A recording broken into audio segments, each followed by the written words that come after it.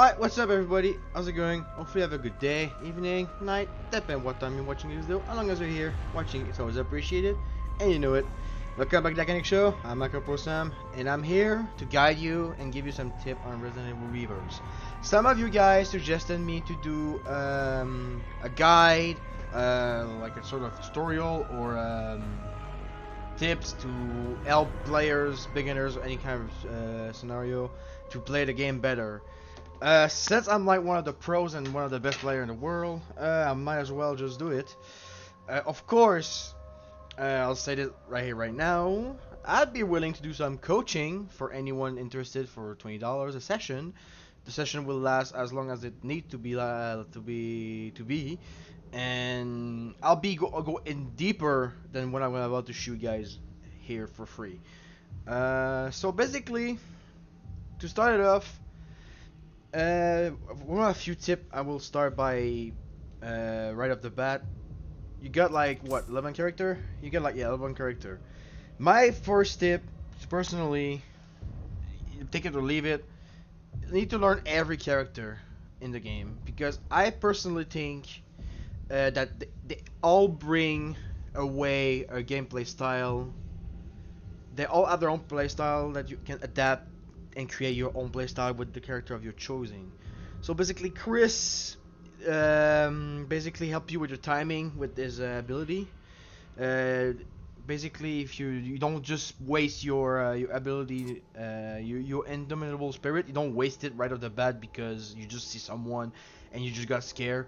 You have to use it at the right timing so you can actually take advantage of the situation and be able to take over the victory in the 1v1 against a human or multiple living creatures. You don't just randomly spam it because it takes a long time before it do anything.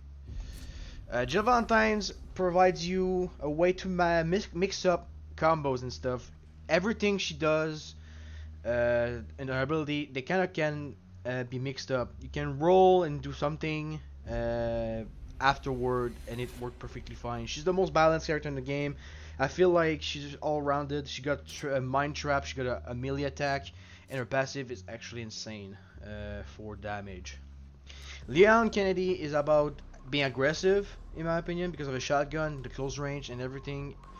With Leon, if you play aggressive, you will perform. So if you adapt some of its aggressiveness to other characters, it can be good. Claire Redfield provides you stamina management because of her passive. I'll go to all the skill in a minute. So stamina management for the passive. Ada Wong is about the aim because the crossbow is actually the most broken weapon in the game. It basically can one shot or stun you across the map. The crossbow is actually pretty good, and if you have good aim with Ada, you pretty much win 90% of the game. Ankh is about stealth, even though it's pretty hard to be stealthy, but you can perform some good stealthy stab and take advantage of the situation with Ankh. That will give you the advantage in the game. So I think Ankh provide stealth because of his cloaking. Umber Eyes provide you the ability to be able to read and pre-fire and pre-see what the other see because of his night vision. But if you manage to, by seeing many players playing with Umber Eyes, you will see that with their movement and what to expect. You'll be able to hear as well the footsteps if you're playing with sound. And if you can manage to do it with a couple times, you'll be managed to pre-shot and pre-see everything without even seeing the person coming. I think Umber Eyes will help you, like, getting used to the situation. I know creature can see through wall and everything, but the thing is, human play differently against creature than they play against human. I know for a fact because it's the case for me. I think provides speed. There's not much to this guy, but he provides speed because whenever he uses his injection, he moves fast as hell. So I think he provides speed. You have only one dodge roll, but it's enough to be fast and just run away from a lot of things. He can sometimes run faster than some creatures, so that says a lot. So I think he provides speed. Lobo is about his spraying, so if you manage to spray and have good aim with the spray with Lobo, you pretty much will be able to be good with every character that have a spraying ability. Night Owl is about crowd control with his thing he put on the floor that stun you and make you slow and everything. I think that's a good crowd control in general. Tundra is about strategy and big brain using. So if you manage to learn everything from every character possible, you can literally adapt your own playstyle with the character of your choosing, and pick everything you learn from every character you played and just go at it. Also, another tip: whenever you do anything, before doing anything, read the skill, because it's really important to read what every character does for every single person you play, because it will help you understand the character, the playstyle, and everything. So as you can see, Chris got a punch. He got an indomitable spirit. He become literally immune, but he cannot really. He's immortal, literally, but he can still take damage. And depending the build he's using, the coins, he's gonna be stunnable or not. If it depends the coin. If he's use a coin, he will not be stunnable. But if he doesn't use a coin, which will be a waste in my opinion. But if he doesn't use a coin, you will be able to like stun him and do some stuff. He will take damage, but will not die. The thing can last for like 10, 20 seconds. It can last a long time. And his passive, whenever he's low HP, he does a lot of damage to creatures. So that's why most player use the Indomitable Spirit only to fight against creature, which is understandable because literally they just spam you. You just press Q, then unload everything on them, then finish them up with a punch, and it's pretty much GG. But you can do everything without it. But yeah, Jill, like I said, she's all around there. She got a mine and she got a melee attack. And like I said, most of them can be combined with a dodge. Literally, she can dodge and put a mine afterward. You can dodge and do a melee attack, which become a slash, like it says in the description. And if you read the passive, attack damage temporarily boosted after dodging landmine or anything by this skill. So pretty much, the moment you dodge, every attack except the landmine will do more damage. That's why the dagger is really good when you dodge, because you get a passive that prop, and that makes the knife attack slash attack very powerful. But anything after the dodge for like 5 seconds, your damage is increased, maybe even more. But it's very important to be able to analyze the situation. You don't just walk in and just pray and hope for the best. You have to dodge just for be able to have some extra damage. That's why stamina management from Claire Redfield is very important for Jill, because once you learn the stamina management, you'll be able to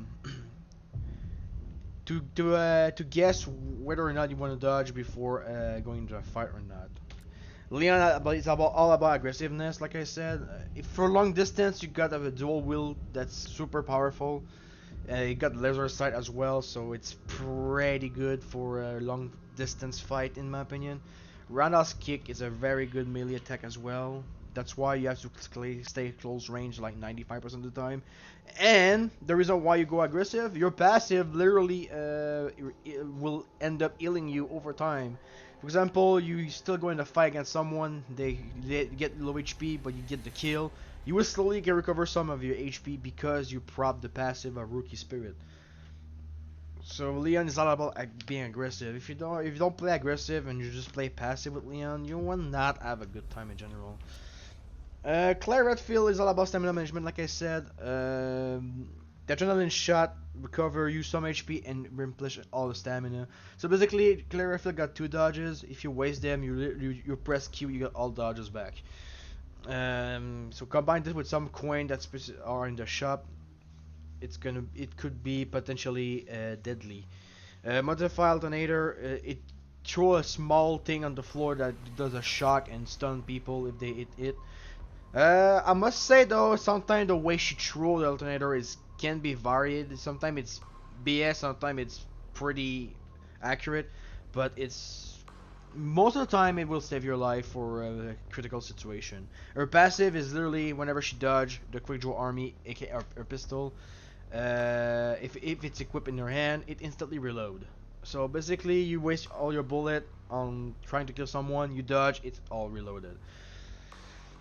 That's the point of the stamina management. If you manage to be never out of stamina, you will always be able to shoot and always be able to dodge in critical situation. 801, there's nothing much for it, but like her skill is just helps to get advantage pretty much. The pine bomb will do a little stun. She does a flip before she throw the pine bomb arrow. And somersault kick, if they go close range to you, you can just kick them and they will just go flying.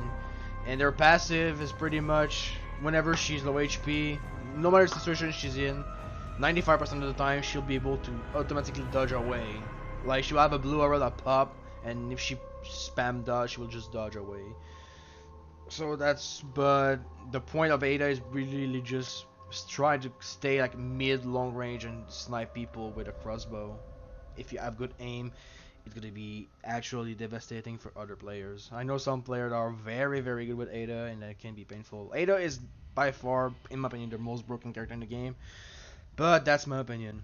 Hunk, like I said, it's about stealth, but it's pretty rough to do stealth in this game. But his Q is a cloak, so basically he goes not invincible, but he cloak himself. In some map, it's actually pretty good. Some other, it's not really good. He's like a transparent blue aura. So in a bright map like Village, you will not be able to see him as well as like for example Baker House or the RPD map. And his point is to do as much damage as possible. You need to be a cloaking and try to be close to you and assassinate you. If he does that, in 90% of the time, he's gonna be one-shotting you, depending on the build.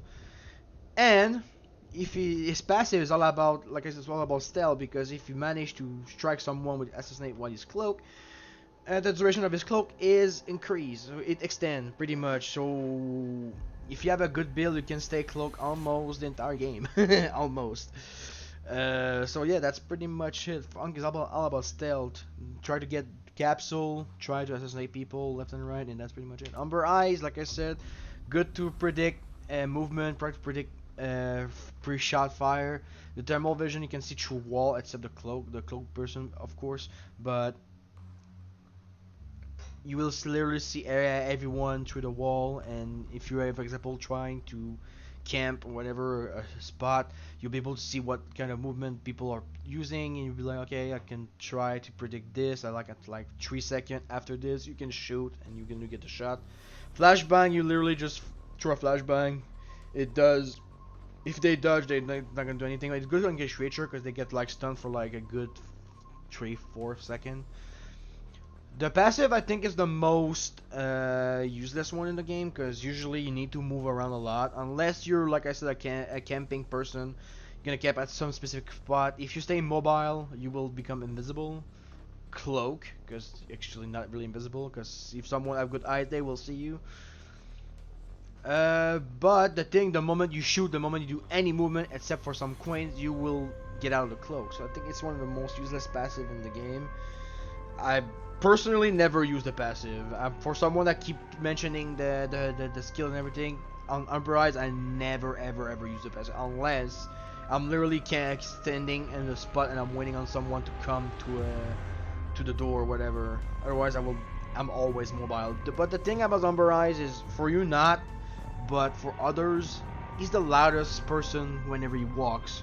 So basically, you're playing Leon, for example, and you're a well, Umber Eyes is literally next door. K9, like I said, he's all about speed, but I don't know how to describe this guy because he's pretty basic. But whatever, the olfactory pursuit is he's inject himself with something and it track like he smells stuff. He track the scent of people, but it also increase the movement speed while active. He's he's zooming around when he's on that. The turret is just literally place a turret and it shoot whatever you're shooting, or it shoot the first target it sees. Unless you mark someone by shooting at him, then the turret will automatically change target to the person you're shooting because you marked them with your shot. The Hunter Instinct, that's good because whenever the more people you find with your pursuit, the damage of the turret is increased. But oh no, it's just your by rereading. It's just your damage in general. The turret is not affected by the skill, but your attack roll. Basically, for example, there's a full lobby. Full lobby is 6 people, including you. So if you detect 5 people, you will do tons of damage. So basically, if your turret spots someone and you're spotting the forwarders, you will be like the max stack of damage. You will do tons of damage. So basically, can I want to be fast and be around people to be able to do more the max damage from what I'm reading? Because I literally just run around and shoot people with this guy, because that's pretty much what you do. Mr. Lobo is all about spraying praying, literally. You have a shoulder charge. Basically, he play football and charge you to death with his shoulder. If he's pressing E, he's gonna be hip fire, and then he just infinite ammo, and he's just gonna shoot. And the passive, the more you shoot, the more you can take damage. So basically, you're a tanky sprint prayer guy. Best way to practice your spraying with the recoil and everything? Well, this guy is good for that. Night Owl is all about crowd control from what I think, because yeah, you got a drone, but the drone's not really gonna do much. The sonic disruption pod, on the other hand, it slow people, it stun them, and if you're a creature, you stop seeing through wall whenever this is active. And there's a queen that unfortunately exists, that whenever this thing is on the floor and some people are in it, your control is reverted. So that's why I say crowd control, because basically you use that to be able to get away and get some free shot, and the drone to just get some shot as well while you're running away with the slow on. And the passive skill, whenever you're whenever you close to your drone or your pod, you just take more or less damage. That's pretty much it. So yeah, if you read all the skills, like there's also Tundra. Tundra is all about strategy, like I said. She got the decoy and a killer bee shot. Killer bee shot is all about, like I said, if you have the 801 practice, killer bee shot will be no problem, because you need to have good aim. You need to hit someone twice with the handgun that shot special toxin. The capsule decoil is literally decoil capsule.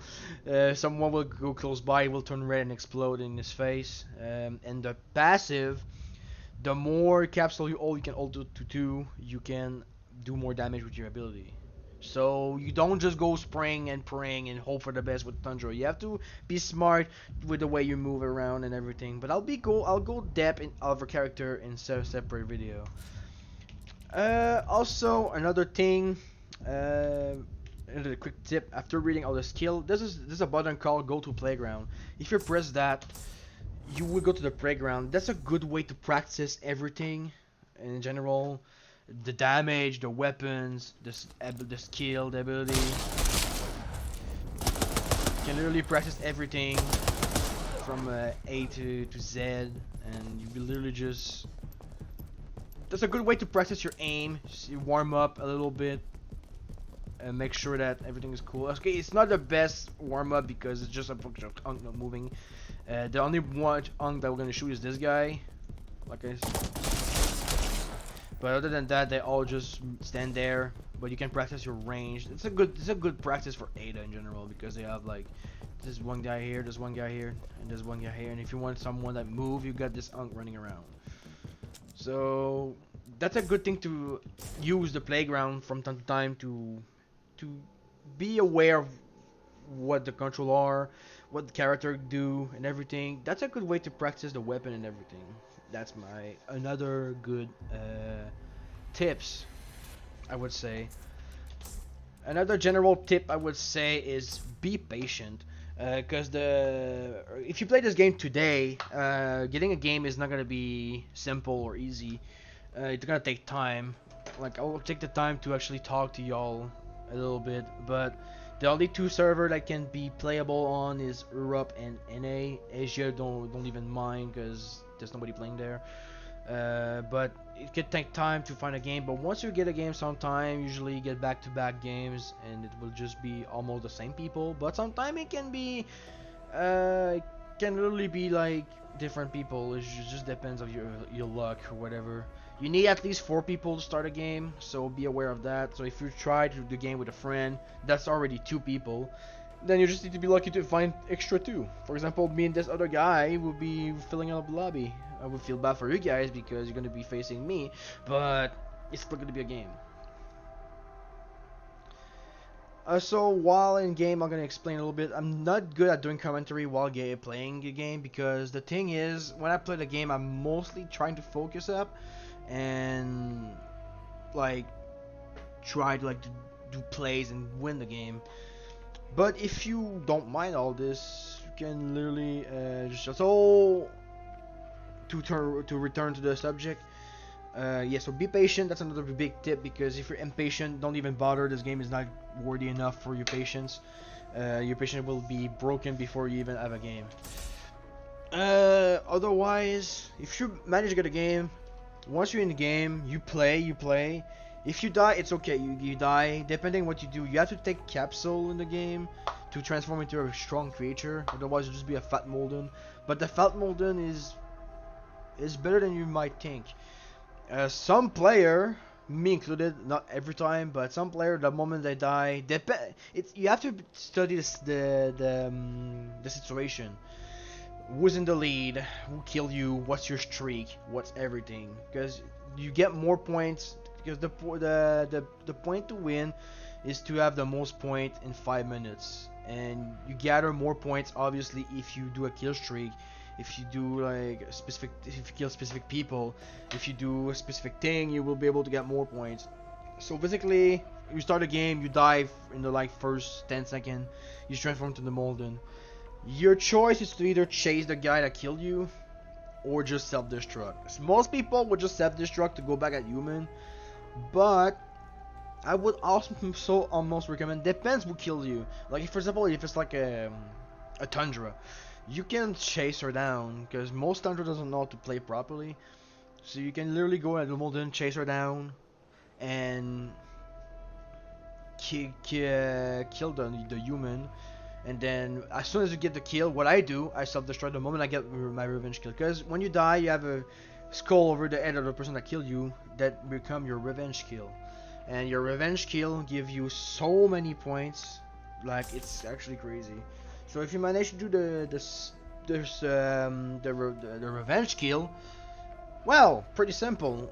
You get a lot of point. You get more point than when he first kill you. For example, he kill you if you get 20, you get like 10 because you killed with a creature, but you get like an extra like 20 or like 30-ish points because it was a revenge kill. So it puts you to like 40 something, 50 something points, and this guy is gonna be put to 15 because he lost 5 points by dying to you. Then you self-destruct, you lose 5 points. What's the big deal? After that, you go at human and maybe start another kill streak that's gonna up your lead a little higher. So for most likely, no matter situation, focus the goddamn revenge kill. 95% of the time, you have to go for your revenge kill, no matter the situation, because it's so worth to go for the revenge kill. Like if you die with a creature and become human again, your target will be shown like this is your revenge kill. You have to go after that revenge kill at some point. Of course, you don't just ignore anyone that just cross past you. You just kill them if they just cross path with you. But you have to kill a revenge kill to end up having a lot of points. And usually, if you do a good streak and get some revenge killer, and if you die, you're almost gonna win 90% of the time. It's that easy. Some players struggle a lot because some players know how to play, but it is what it is. Another tips I'm gonna give you, hopefully the game starts, your dodge mechanic. Like I said, there's a dodge, you have to manage your stamina, but the dodge is an important key. A lot of people just like to waste dodge for no reason out of nowhere, and I'm personally not a big fan of that. If you want to you analyze the dodge the best way possible, try to perfect time the dodge at situation. You can dodge like good amount of thing with of course it takes practice to perfect dodge everything. But once you get the hang of it, you can like dodge a Ada, pipe bomb arrow, a Molden jumping on you, or a Jack slashing you. You can dodge a lot of things without even you realizing. So people just start and just zoom around by dodging. I don't. I just walk. I'm not in a big rush. Like I would not get these virus capsule even if I wanted to. But with Leon, like I said, you have to be aggressive, because that helps a lot. But if you're like small long range like this, like just lower this guy HP so he get this kill. It was not intentional, but it happened. It's a super tyrant. It's gonna be hard to kill.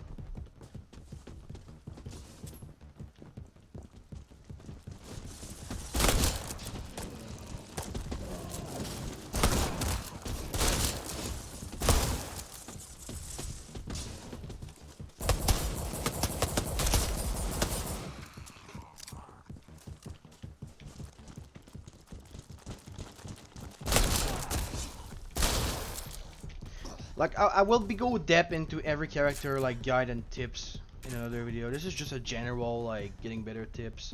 Like I don't waste my dodge in any way, shape, or form unless like I shoot or I dodge. It's like a reflex to dodge, but like you don't have to always just dodge everything. Like this was a good dodge because he shot a grenade launcher, and I dodged the perfect time so I don't get stunned by the grenade launcher.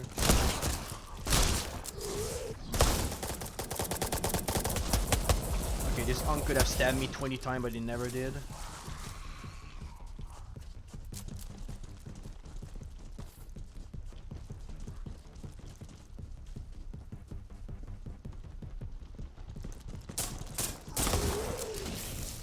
Oof, that was rough. I got lucky that I dodged because he exploded. That would have stunned me. That would have not killed me, but it would have stunned me. Also, special weapon. Whenever you see them, try to grab them. They're all good in their own way. You just need to know how to play with them. I'm gonna have maybe a guy to show how to play with all of them. But they're all good. I missed that shot really hard. Okay, Jack Baker. Okay, I tried to get rid of the Molden before, but Jack did the kill. That was a good shot. I'm gonna try to swing. I dodge. Then I kick. Then I shot his head. Then he tried to punch. Missed.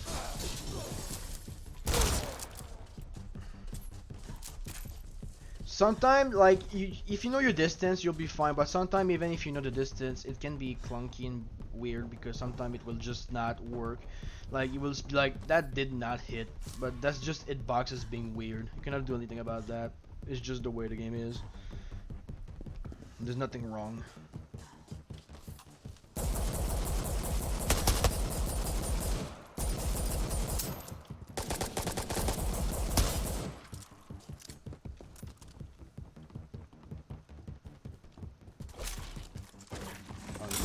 Well, he's just spamming shit, so it's not really a good example.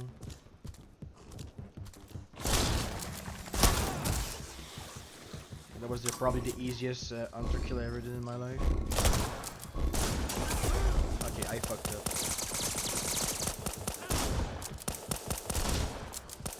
I got very greedy. That's my bad.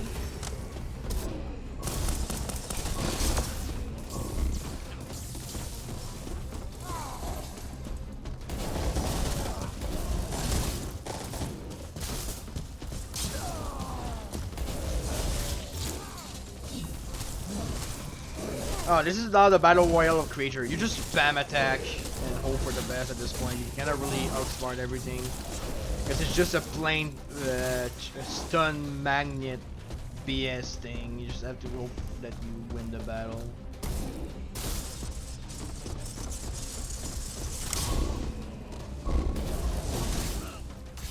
Fortunately for him, I know how to play. He tried to stun me and do the ground control. Oh my god, poor Unch. As you can see, we can barely see him in village map with the smoking. But yeah, it doesn't matter.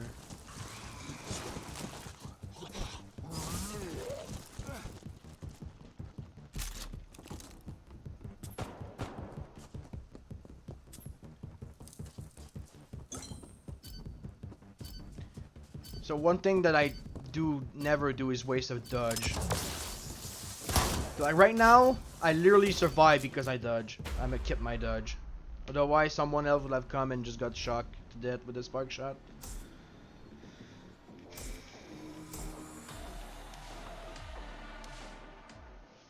But of course, I will not end this guy without showing the creature what they do. So, like I said, Fat Molden is the creature you get dying without capsule. It's self-destruct, very useful for specific situation. Otherwise, it's an enrage. You move faster. Your power attack is stronger. I mean, your attack are generally stronger. And if you press again the E, you will jump. You will do like a jumping attack. And if you self-destruct while enrage is active, your damage will be increased. Pretty basic, but can save your life multiple times. So many people did carry and like clutch up with the Fat Molden. The Lycan, very fast, but I feel like it's the weakest of the one capsule category. There's 3 creatures in the one capsule category. The Lycan, the Hunter, I don't even know what's the sign. I think it's Omega. I'm not sure. No, that's not Omega. Whatever. And Jack Baker. So basically, the Q is just like you do a jump with like a strike, and the E is just like do a big rush. It's just very very fast. The combo usually it's E and then attack and then Q, but it doesn't always work because if people manage to dodge during that combo, you will die. You will not kill them. They will probably kill you. It's my least favorite in the one creature.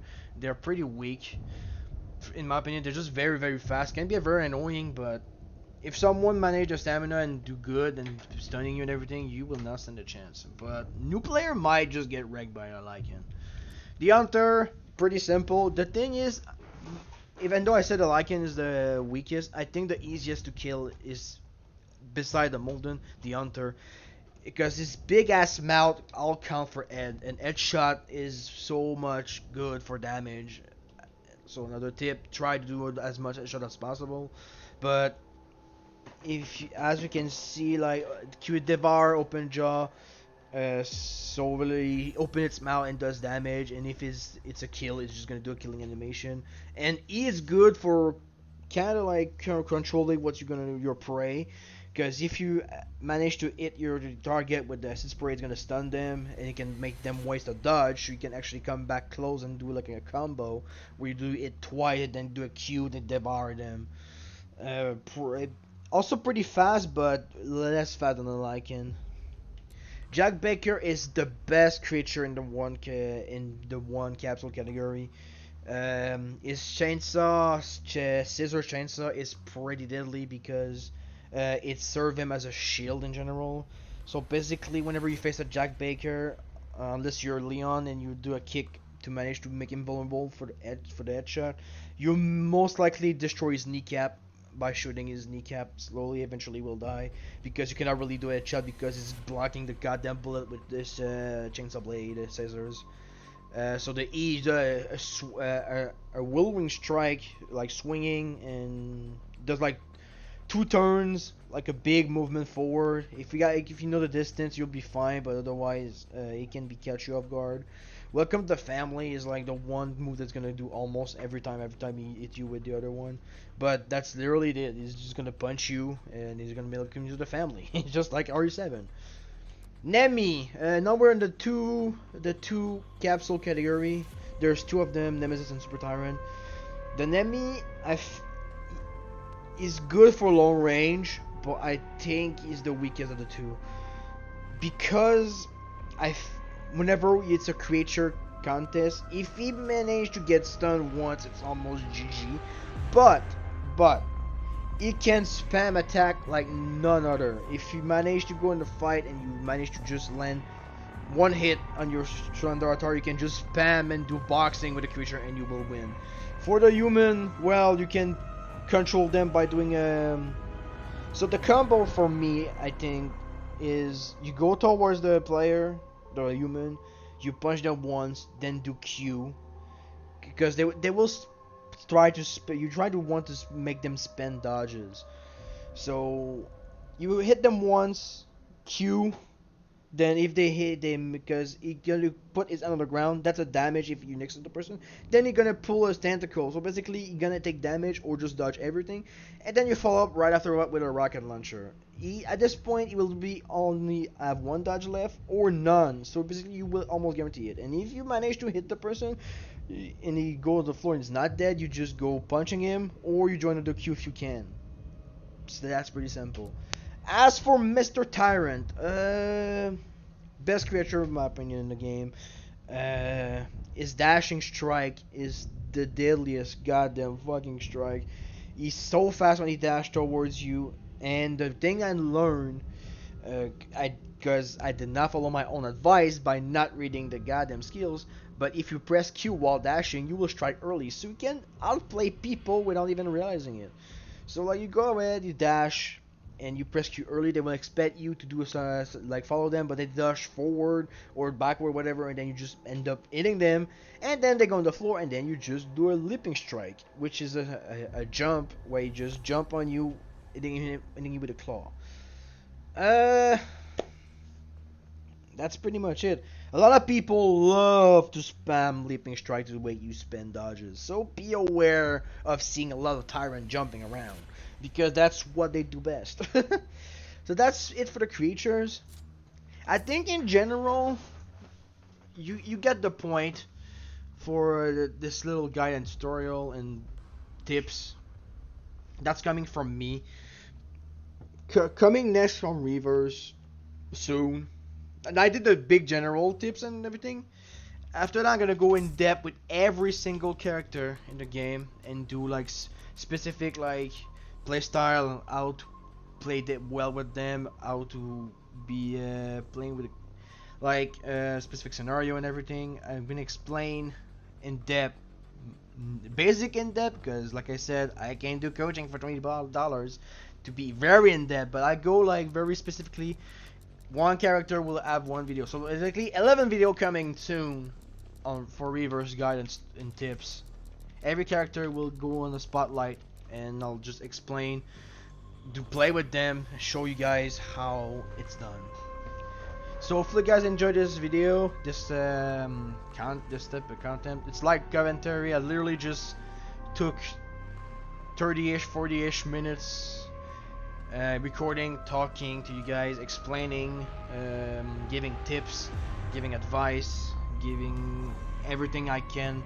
I got a lot of more knowledge in my brain, obviously, but like I said, I cannot really spend every secret of the game, because otherwise I won't be the best anymore if I just lay all of my secret. Anyway, if you like this type of content, please leave a like, subscribe, comment down below if you have any suggestions for Reverse or any game in general. I'll see to it whenever I can, if I can. Until then, I hope you guys enjoyed this video, and I'll see you in the next one. Peace out.